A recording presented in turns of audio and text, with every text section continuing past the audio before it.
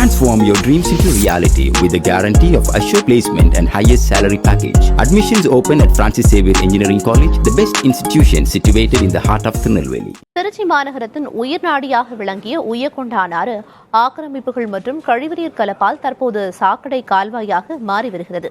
உய்யக்கொண்டான் ஆறு மற்றும் ஒரு கூவமாக மாறும் முன் ஆற்றை காக்க வேண்டும் என கோரிக்கை எழுந்துள்ளது.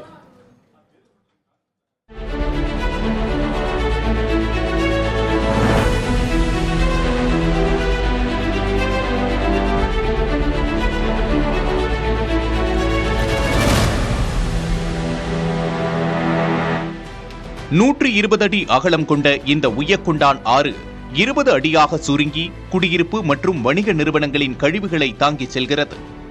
மழைநீர் வடிகால் பாதை என்ற பெயரில் திருச்சி மாநகராட்சிக்கு சொந்தமான 32 சாக்கடைகள் நேரடியாக உய்யக்கொண்டான் வாய்க்காலில் கலக்கிறது.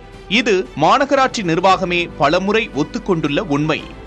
இதனால் 36 ஏரிகளுக்கு நீர் வழங்கி வரும் முக்கிய நீர் ஆதாரம் தற்போது பயன்படுத்த முடியாத நிலைக்கு மாறியுள்ளது.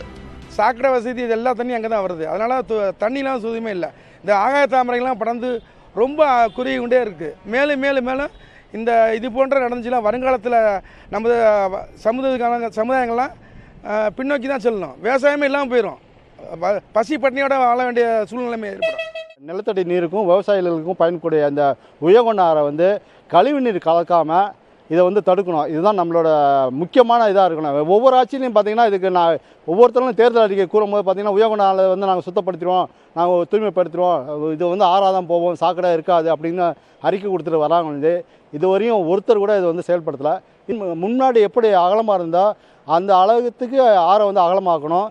2 கரையிலையும் ரோடு அமைக்கணும். அப்போ தான் அந்த ஆக்கிரமிப்பு இல்லாமல் தடுக்கலாம். தற்போது அரியமங்கலம், காட்டூர், மஞ்சத்திடல் உள்ளிட்ட பகுதிகளில் 1 கிலோமீட்டர் தூரத்திற்கு 17 லட்சம் ரூபாய் செலவில் உய்யக்கொண்டான் வாய்க்கால் தூர்வாரும் பணிகள் மேற்கொள்ளப்பட்டு வருகிறது.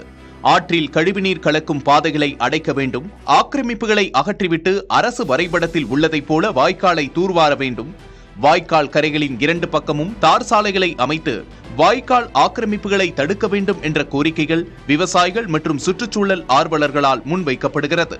புதிய தலைமுறைக்காக ஒளிப்பதிவாளர் சரவணகுமாருடன் செய்தியாளர் லெலின்.